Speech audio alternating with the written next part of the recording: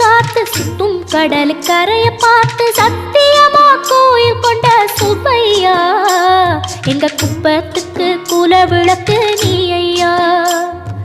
வாட காத்து வீச பார்த்து அலையை எதிர்த்து வலைய போட்டு மீன் பிடிக்கும் தொழில் நடக்குது முத்தையா, கரை மீண்டு வர காவல் உந்தன் வேலையா.